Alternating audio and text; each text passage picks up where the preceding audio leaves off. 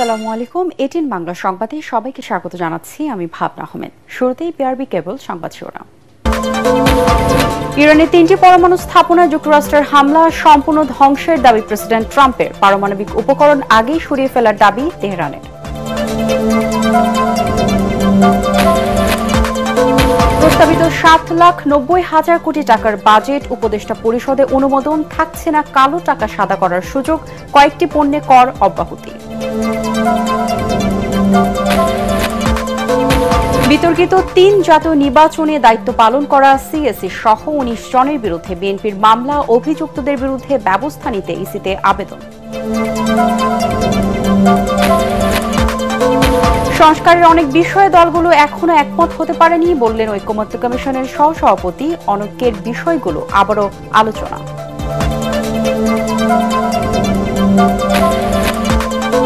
এবং কর্তৃপক্ষ সিদ্ধান্ত নিলেও হল ছাড়েনি ঢাকা মেডিকেলের শিক্ষার্থীরা। কাল দুপুরের মধ্যে স্বাস্থ্য মন্ত্রণালয়ের প্রতিনিধিরা না এলে কঠোর আন্দোলনের হুমকি।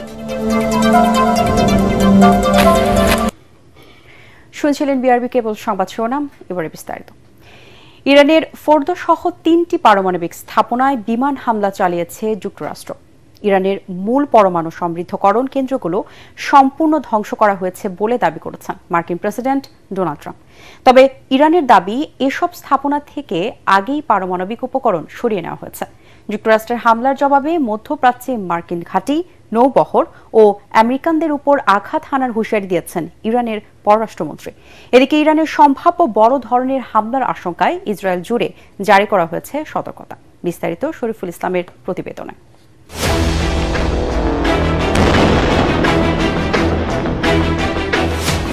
শনিবার রাতে ইরানের আকাশসীমায় ঢুকে মার্কিন B-2 বোমারু বিমান থেকে একের পর এক শক্তিশালী বোমা ফেলা হয় ইরানের 3টি পারমাণবিক স্থাপনায়।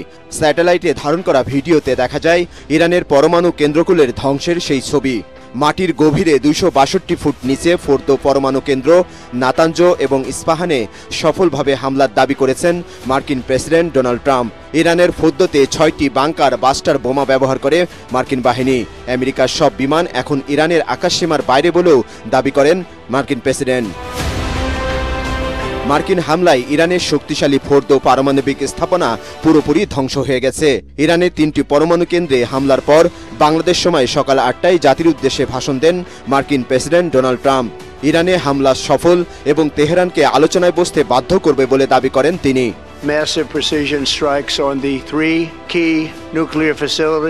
ইরানের পরমাণু স্থাপনাগুলোতে হামলা যুক্তরাষ্ট্র, ইসরায়েল এবং বিশ্বের জন্য একটি ঐতিহাসিক মুহূর্ত।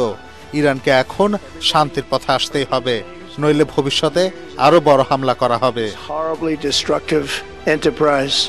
ইসরায়েলের প্রধানমন্ত্রীকে ধন্যবাদ ও অভিনন্দন জানিয়ে ট্রাম্প বলেন, ভবিষ্যতে মধ্যপ্রাচ্যে থাকবে না ইরানের দাপট। আমি বিশ্বকে জানাতে পারি এই হামলা ছিল অসাধারণ সফল একটি সামরিক অভিযান। গত 40 বছর ধরে ইরান বলে আসছে, আমেরিকার মৃত্যু হোক, ইসরায়েলের মৃত্যু হোক। তারা হাজার হাজার আমেরিকান সহ বহু মানুষ হত্যা করেছে এই অঞ্চলে। তাই আমি অনেক আগে সিদ্ধান্ত নিয়েছি, এটা আর চলতে দেয়া যাবে না। ইরানের গুরুত্বপূর্ণ পরমাণু স্থাপনায় সফল অভিযানের জন্য প্রেসিডেন্ট ট্রাম্পকে অভিনন্দন জানিয়েছেন ইসরায়েলের প্রধানমন্ত্রী। অভিনন্দন প্রেসিডেন্ট ট্রাম্প। ইরানের পারমাণবিক স্থাপনাগুলোয় যুক্তরাষ্ট্রের হামলা অসাধারণ। ট্রাম্পের নাটকীয় এই সিদ্ধান্ত ইতিহাস বদলে দেবে। তবে যুক্তরাষ্ট্রের হামলার আগেই 3টি পরমাণু কেন্দ্রের পারমাণবিক উপকরণ সরিয়ে নেওয়া হয় বলে জানিয়েছে ইরান। যুক্তরাষ্ট্রের হামলার তথ্য নিশ্চিত করেছে ইরানের রাষ্ট্রীয় গণমাধ্যম IRNA। দেশটির সরকারি সম্প্রচার সংস্থার একজন কর্মকর্তার বরাত দিয়ে সংবাদ মাধ্যমটি জানায়, এই 3টি পারমাণবিক স্থাপনায় এমন কোনো পদার্থ নেই যা তেজস্ক্রিয়তা সৃষ্টি করে।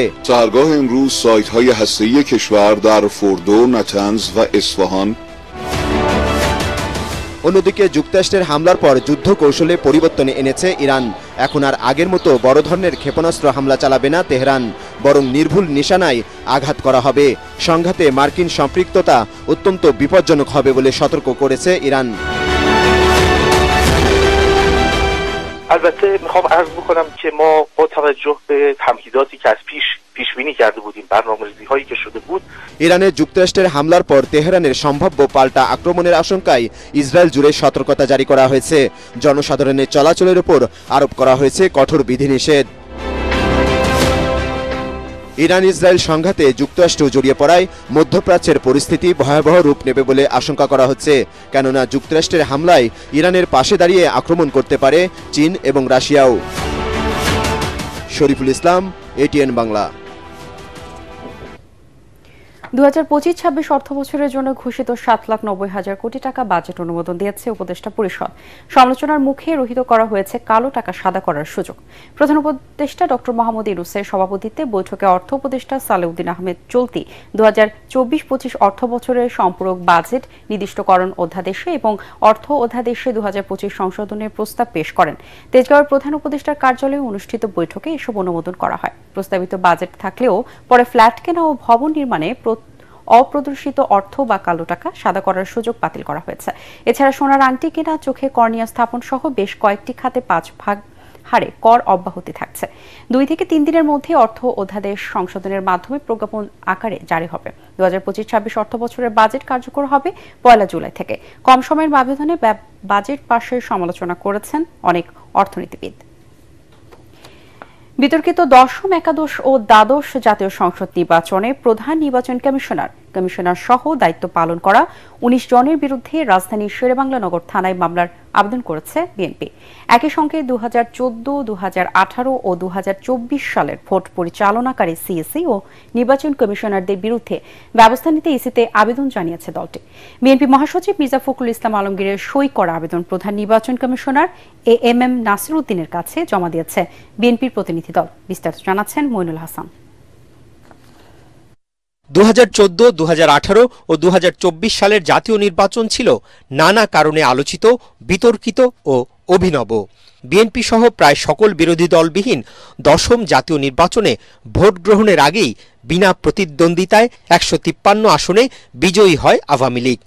30 ডিসেম্বর 2018 সালে হওয়া একাদশ জাতীয় নির্বাচনে ব্যাপক কারচুপির অভিযোগ ওঠে। অধিকাংশ ভোট আগের রাতে হয়ে যাওয়ার অভিযোগের মধ্যে বিএনপি মাত্র 7টি আসনে জয় পায়। বিএনপি সহ মিত্ররা সেই নির্বাচনকে নিশিরাতে নির্বাচন হিসেবে অভিহিত করে। আর সবশেষ 2024 সালের 7 জানুয়ারি বিরোধী দলবিহীন ভোটে আওয়ামী লীগ ডামি প্রার্থী দিয়ে নির্বাচনে বিজয়ী হয়ে টানা 3 বারের মতো সরকার গঠন করে। এবার এসব নির্বাচনের দায়িত্ব পালন করা প্রধান নির্বাচন কমিশনার সহ সংশ্লিষ্টদের বিরুদ্ধে ব্যবস্থা নিতে ইসিতে আবেদন করেছে বিএনপি। দলটির নির্বাহী কমিটির সদস্য সাবেক পুলিশ কর্মকর্তা সালাউদ্দিন খানের নেতৃত্বে একটি প্রতিনিধি দল রোববার নির্বাচন ভবনে এসে নাসির উদ্দিন কমিশনের কাছে আনুষ্ঠানিক অভিযোগ দায়ের করেন। অবৈধ প্রধানমন্ত্রী শেখ হাসিনা আছে প্রধান, আর প্রধান নির্বাচন কমিশনার 2014 সালে যারা কমিশনার ছিলেন তারা, 2018 সালে প্রধান নির্বাচন কমিশনার ছিলেন যারা, তাদের সাথে কমিশনার, তাদের সাথে সচিব, এবং সর্বশেষ 2024 সালে যে নির্বাচন করেছে প্রধান নির্বাচন কমিশনার এবং তাদের কমিশনার বিন্দু সচিব সহ সংশ্লিষ্ট যারা আইন শৃঙ্খলা বাহিনী যারা অতি উৎসাহে জড়িত আছে তাদের আমরা নাম উল্লেখ করেছি। এটা ওনারা অনুসন্ধান করে ব্যবস্থা নেবেন। সেখান থেকে রাজধানীর শেরেবাংলা নগর থানায় গিয়ে দশম, একাদশ ও দ্বাদশ জাতীয় সংসদ নির্বাচনের দায়িত্ব পালন করা 3 সিইসি কাজী রকিবউদ্দিন আহমদ, কে এম নুরুল হুদা ও কাজী হাবিবুল আওয়াল, সাবেক সচিব সহ 19 জনের বিরুদ্ধে মামলার আবেদন করেন বিএনপি প্রতিনিধি দল। এ সময় তারা জানান, নির্বাচনে দায়িত্ব পালন করা মাঠ পর্যায়ের বিতর্কিত কর্মকর্তাদেরও এতে আসামি করা হবে।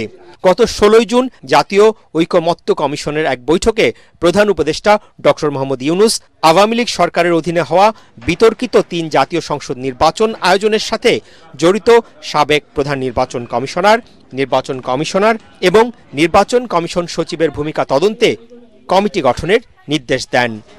মইনুল হাসান, এটিএন বাংলা, ঢাকা। সংস্কার ও জুলাই সনদ ইস্যুতে রাজনৈতিক দলগুলোর মধ্যে মতে পার্থক্য থাকলেও তা কোনোভাবে আগামী জাতীয় নির্বাচনকে বাধাগ্রস্ত করবে না বলে মনে করেন বিএনপি। সকালে ঢাকাস্থ মার্কিন দূতাবাসের charge d' affaires Tracey Ann Jacobson মহাসচিব মির্জা ফখরুল ইসলাম আলমগীরের সাথে সাক্ষাৎ শেষে দলের স্থায়ী কমিটির সদস্য আমির খসরু মাহমুদ চৌধুরী কথা বলেন। গুলশানে দলের চেয়ারপারসনের কার্যালয়ে বৈঠকে বাংলাদেশের উপর মার্কিন নতুন শুল্ক নীতি নিয়ে আলোচনা হয়। পরে সংবাদ সম্মেলনে আমির খসরু মাহমুদ চৌধুরী জানান, ডক্টর ইউনূস তারেক রহমান বৈঠকে জাতীয় নির্বাচনের দিনক্ষণ নিয়ে অনিশ্চয়তা কেটে যাওয়ায় বাংলাদেশের মানুষের মতো বন্ধু প্রতিম দেশগুলো স্বস্তি প্রকাশ করেছে। আগামী 1 মাসের মধ্যে সংলাপ ও জুলাই সনদ নিয়ে একটি ঐকমত্যে পৌঁছানো সম্ভব হবে বলেও আশা প্রকাশ করেন আমির খসরু। সবাই জানে যে ডেমোক্রেটিক ট্রান্সফরমেশন আমরা যেদিকে যাচ্ছি সেটার একটা দিনক্ষণ মোটামুটি একটি সিদ্ধান্তে আসা গেছে ফেব্রুয়ারি। এটা সকলের জন্য স্বস্তি, শুধু বাংলাদেশের ভিতরে তো না, বাংলাদেশে যারা পার্টনার আছে বিদেশে আমেরিকা সহ সবার জন্য একটা স্বস্তি। কারণ সবাই তো একটা এইসব ব্যাপারে একটা কর্ম পরিকল্পনা থাকে, একটা পরিকল্পনা থাকে আগামী দিনগুলোতে তারা কিভাবে কাজ করবে।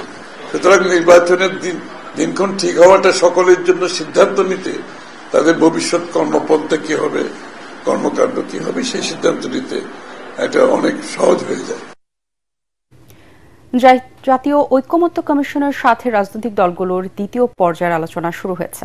আগের সব অসমাপ্ত আলোচনা সমাপ্তি করতেই মূলত এই বৈঠক। এতে প্রাধান্য পাচ্ছে সাংবিধানিক ও নির্বাচন সংক্রান্ত বিষয়, ৭০ অনুচ্ছেদ, দ্বিকক্ষ বিশিষ্ট সংসদ, আসন বিভাজন ও নারী আসনের বিষয়টি। রাজধানী ফরেন সার্ভিস একাডেমিতে সকাল 11টায় এই আলোচনা শুরু হয়। সূচনা বক্তব্যে কমিশনের সহসভাপতি ড আলী রিয়াজ জানান, সংস্কার প্রস্তাবের অনেকে বিষয়ে রাজনৈতিক দলগুলো একমত হতে পারেনি। সবাই ছাড় দিলে দ্রুত জুলাই সনদ তৈরি করা সম্ভব বলে জানান তিনি। এর আগে বিএনপি, জামায়াতে ইসলামী, এনসিপি সহ প্রায় সব রাজনৈতিক দলের প্রতিনিধিরা সংলাপে অংশ নেয়।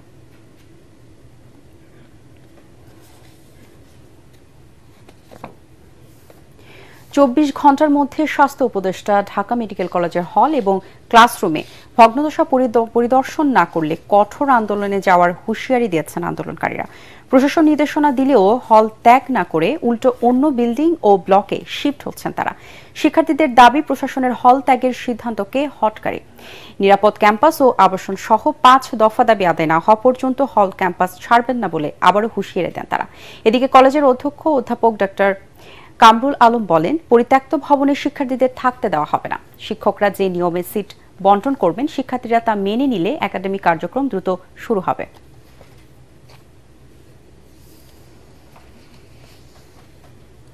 রাজধানীর চানখারপুলে জুলাই আগস্টের মানবতা বিরোধী অপরাধের মামলায় পলাতক সাবেক ডিএমপি কমিশনার হাবিবুর রহমান সহ 8 জনের বিরুদ্ধে 29 জন অভিযোগ গঠনের শুনানি দিন ঠিক করেছে আন্তর্জাতিক অপরাধ ট্রাইব্যুনাল। একই সাথে পলাতক 4 আসামির পক্ষে ট্রাইব্যুনালের খরচে আইনজীবী নিয়োগ দিয়ে বিচার কাজ এগিয়ে নেওয়ার নির্দেশ দিয়েছে আদালত। বিচারপতি গোলাম মর্তুজা মজুমদারের নেতৃত্বে 3 সদস্যের ট্রাইব্যুনাল এই আদেশ দেন। এর আগে গত 3 জন হাবিবুর রহমান সহ পলাতক 4 অভিযুক্তকে চানখারপুলে শিক্ষার্থী আনা সহ 6 জনকে হত্যা এবং জুলাই আগস্টে সংগঠিত মানবতা বিরোধী অপরাধের মামলায় আত্মপক্ষ সমর্থনে আদালতে হাজিরের নির্দেশ দিয়ে বিজ্ঞপ্তি প্রকাশ করে ট্রাইব্যুনাল। সেই বিজ্ঞপ্তিতে ইতিবাচক সাড়া না দেওয়ায় রাষ্ট্রপক্ষের আবেদনের শুনানি নিয়ে আজ টেস্ট ডিফেন্স নিয়োগ দেয় ট্রাইব্যুনাল। রাষ্ট্রপক্ষ জানায়, আগামী রোববার জুলাই আগস্টের প্রথম কোনো মামলার অভিযোগ গঠনের শুনানি শুরু হবে ট্রাইব্যুনালে। সততা, নেতৃত্ব ও আত্মত্যাগের মন্ত্রে বলীয়ান হয়ে দেশের সার্বভৌমত্ব রক্ষায় নবীন কর্মকর্তাদের সবসময় প্রস্তুত থাকার নির্দেশনা দিয়েছেন সেনাবাহিনী প্রধান জেনারেল ওয়াকার উজ্জামান। সকালে বাংলাদেশ নৌবাহিনীর গ্রীষ্মকালীন রাষ্ট্রপতি কুচকাওয়াজে প্রধান অতিথির বক্তব্যে তিনি এই আহ্বান জানান। এ সময় বিভিন্ন বিষয়ে কৃতি প্রশিক্ষণার্থীদের হাতে পদক তুলে দেন তিনি। নবীন কর্মকর্তাদের মধ্যে মিডশিপম্যান মেহেদী হাসান মৃধা সকল বিষয়ে সেরা চৌকস মিডশিপম্যান হিসেবে সোর্ড অফ অনার লাভ করেন। মিডশিপম্যান মেহরাব হক তনি দ্বিতীয় সর্বোচ্চ মান অর্জনকারী হিসেবে নৌপ্রধান স্বর্ণপদক এবং direct entry officer acting sub lieutenant Rajib Dutta বীরশ্রেষ্ঠ শহীদ রুহুল আমিন স্বর্ণপদক লাভ করেন। বাংলাদেশ নৌবাহিনী 2022 বি ব্যাচের 44 জন মিডশিপম্যান এবং 2025 ব্যাচের 8 জন ডাইরেক্ট এন্ট্রি অফিসার সহ মোট 52 জন নবীন কর্মকর্তা আজ কমিশন লাভ করেন। মানিকগঞ্জের ঘিউরে আলোচিত কাঁঠাল কাণ্ডে ভাবিকে ছুরিকাঘাতে হত্যা মামলার আসামি রাকিব হোসেন রাজুকে গ্রেপ্তার করেছে পিবিআই। তথ্য প্রযুক্তির মাধ্যমে অবস্থান শনাক্ত করে মানিকগঞ্জ পিবিআইয়ের একটি দল তাকে টাঙ্গাইলের নাগরপুর উপজেলার মামুদনগর উত্তরপাড়া থেকে গ্রেপ্তার করে। পুলিশ জানায়, শুক্রবার সকালে বাড়ির পাশে একটি কাঁঠাল গাছের কাঁঠাল পাড়া নিয়ে দেবর রাকিব হোসেন ও ভাবি শোভা বেগমের কথা কাটাকাটি হয়। এতে রাকিব ক্ষিপ্ত হয়ে একটি ধারালো ছুরি দিয়ে ভাবি শোভা বেগমকে কুপিয়ে জখম করলে ঘটনাস্থলে তার মৃত্যু হয়। ঘটনার পর দেবর রাকিব পালিয়ে যায়। পরে পিবিআই অভিযান চালিয়ে তাকে গ্রেপ্তার করে।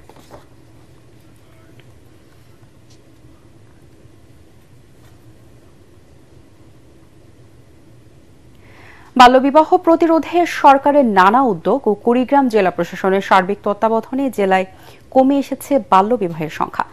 চরাঞ্চলে গ্রাম শহরের শিক্ষা সংস্কৃতি ও সচেতনতামূলক প্রচারণা এবং আইনি পদক্ষেপে প্রতিনিয়ত রোধ হচ্ছে বাল্যবিবাহ। ফলে জেলায় বাল্যবিবাহের হার নেমে এসেছে শূন্যের কোঠায়। কুড়িগ্রাম প্রতিনিধি MS সাগরের তথ্য ও ছবি নিয়ে আরো জানাচ্ছেন আশিকুর রহমান।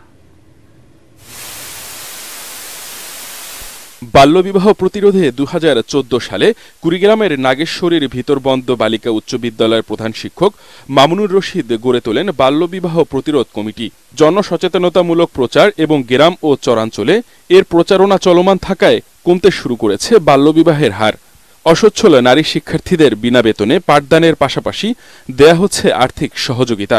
জেলা প্রশাসনের কর্মপরিকল্পনা ও চেষ্টায় কুড়িগ্রামে আজ বাল্যবিবাহের হার শূন্যের কোটায়। আমি এই বাল্যবিবাহ কমিটির সদস্য হয়ে আমাদের স্কুলের যে বাল্যবিবাহগুলো হচ্ছে সেগুলো আমি প্রতিরোধ করার চেষ্টা করি। অভিভাবকদের বোঝানোর চেষ্টা করি বাল্যবিবাহের কুফল সম্পর্কে, যাতে তারা তাদের সন্তানদের কম বয়সে বিয়ে না দেয়। যে জায়গায় আমাদের বাল্যবিবাহ হচ্ছে সে জায়গায় আমাদের প্রতিরোধ করতেছি। আমাদের বিদ্যালয়ে অনেকটা বাল্যবিবাহ প্রায় শূন্যের কোটায় পৌঁছে গেছে। শুধু বাল্যবিয়ে প্রতিরোধ নয়, সার্বিক বিষয় এক উজ্জ্বল উদাহরণ ভিতরবন্দ বালিকা উচ্চ বিদ্যালয়। মেধাবী ছাত্রীদের বিনা বেতনে লেখাপড়ার সুযোগ সৃষ্টির পাশাপাশি বই, পোশাক ও আর্থিক সহযোগিতা করায় খুশি অভিভাবক ও স্থানীয়রা। আমাদের কমিটির মাধ্যমে, টিমের মাধ্যমে আমরা হোম ভিজিট করে বাল্যবিবাহ প্রতিরোধ করেছি। এখানে প্রশাসনের উপজেলা নির্বাহী অফিসার মহোদয়, জেলা প্রশাসক মহোদয়, তাদের সহযোগিতায় আমরা অনেক বাল্যবিবাহ প্রতিরোধ করতে সক্ষম হয়েছি। বাল্যবিবাহ প্রতিরোধে ভিতরবন্দ বালিকা উচ্চ বিদ্যালয় সহ বিভিন্ন বিদ্যালয়ে সচেতনতামূলক কার্যক্রম চলমান থাকায় এর সফলতা বলে জানালেন উপজেলা মাধ্যমিক শিক্ষা অফিসার। এই বিদ্যালয়কে অনুসরণ করে আমরা অন্যান্য বিদ্যালয়ে অনেক কার্যক্রম গ্রহণ করেছি।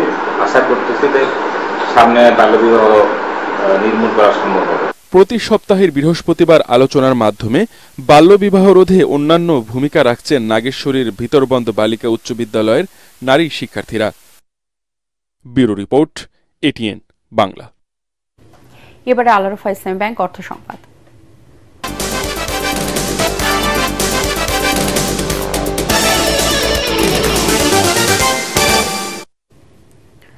জাতীয় রাজস্ব বোর্ডের কাঠামোগত প্রাতিষ্ঠানিক সংস্কার না হলে রাজস্ব ঘাটতি কমবে না বলে মনে করে centre for policy dialogue CPD।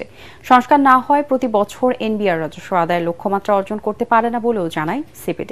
2025-26 অর্থ বছরের প্রস্তাবিত বাজেট নিয়ে আয়োজিত সেমিনারে সংস্থার নির্বাহী পরিচালক ডক্টর ফাহমিদা খাতুন জানান, NBR প্রতি বছর রাজস্ব আদায়ের লক্ষ্যমাত্রা অর্জন করতে পারে না, কারণ সেখানে কোনো কাঠামোগত বা প্রাতিষ্ঠানিক সংস্কার এখনো হয়নি। আমি যে লক্ষ্যমাত্রাগুলো জাতীয় রাজস্ব বোর্ডকে দেওয়া হয় সেই লক্ষ্যমাত্রা কিন্তু আসলে অর্জন করা সম্ভব হয় না। জাতীয় রাজস্ব বোর্ডের যে ক্যাপাসিটি রয়েছে, তাদের মানব সম্পদ, তাদের যে প্রযুক্তিগত অবলম্বন, সেগুলো সামগ্রিকভাবে মিলে প্রাতিষ্ঠানিক সক্ষমতা সব মিলিয়ে সেই লক্ষ্যমাত্রা কিন্তু দেওয়া হয়, তারা পূরণ করতে পারে না। এবার আন্তর্জাতিক সংবাদ।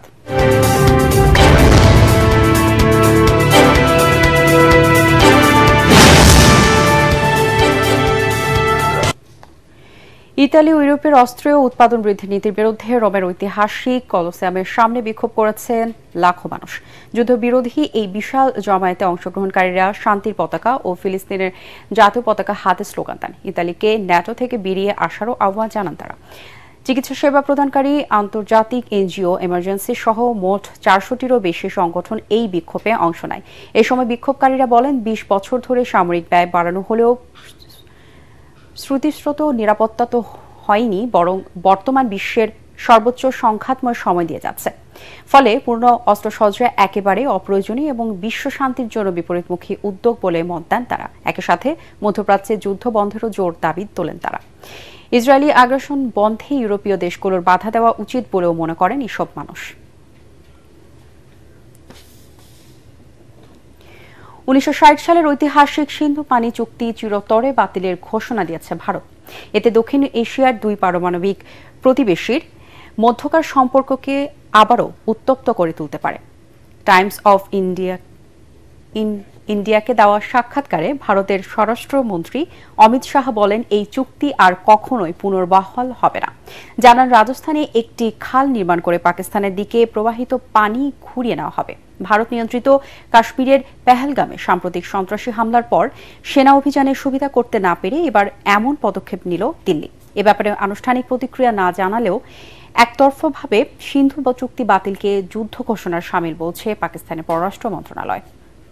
অপরিকল্পিত শিল্পায়ন ও নগরায়নের নামে নদী ও জলাশয়গুলোতে অবৈধ দখলদারিত্ব বাড়ছে বলে মন্তব্য করেছেন পরিবেশবিদরা। তারা বলছেন শুধু ঢাকা বিভাগে প্রায় 1649টি শিল্প কারখানা অব্যাহতভাবে অপরিশোধিত তরল ও কঠিন বর্জ্য নদীতে ফেলছে। রাজধানীর সিডাপ মিলনায়তনে একটি বেসরকারি সংস্থা আয়োজিত পরিবেশ সুরক্ষায় আমাদের করণীয় শীর্ষক গোলটেবিল বৈঠকে বক্তারা এসব কথা বলেন। বাংলাদেশে প্রাকৃতিক ভারসাম্য রক্ষায় নদী, হাওর, বন, কৃষিজমি ও পাহাড়ের গুরুত্ব অপরিসীম বলে জানান তারা। বলেন বহুমাত্রিক পরিবেশ সংকট নিরসনে দখল, দূষণ, অব্যবস্থাপনা, বাণিজ্যিক শোষণ ও অপরিকল্পিত নগরায়ন নিয়ন্ত্রণে সমন্বিত উদ্যোগ নেওয়া জরুরি। এবারে খেলার খবর।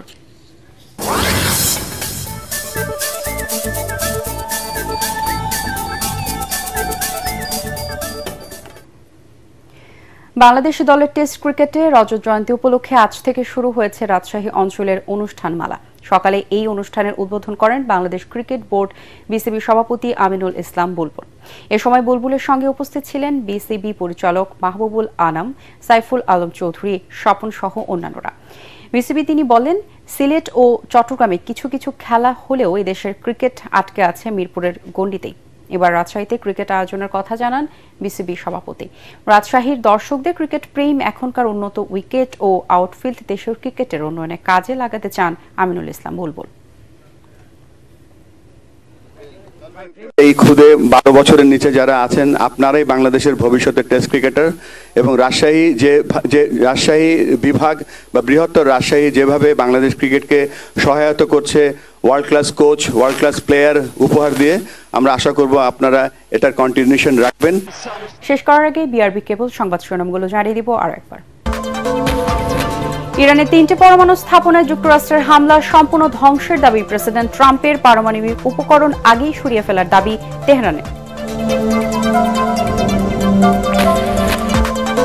প্রস্তাবিত 7,90,000 কোটি টাকার বাজেট উপদেষ্টা পরিষদে অনুমোদন, থাকছে না কালো টাকা সাদা করার সুযোগ, কয়েকটি পণ্যে কর অব্যাহতি।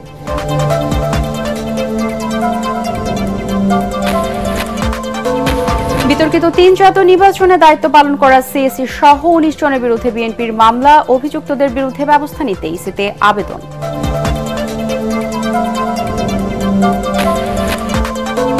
সংস্কারের অনেক বিষয়ে দলগুলো এখনো একমত হতে পারেনি বললেন ঐকমত্য কমিশনের সহসভাপতি। অনৈক্যের বিষয়গুলোতে আবারও আলোচনা।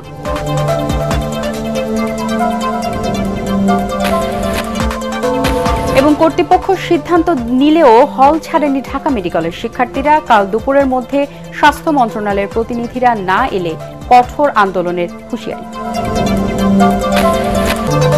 পরবর্তী সংবাদ দেখার আমন্ত্রণ জানিয়ে এখনকার মতো শেষ করছি। এটিএন বাংলার সংবাদ ইউটিউবে দেখতে ব্রাউজ করুন youtube/এটিএন বাংলা নিউজ। ধন্যবাদ সবাই।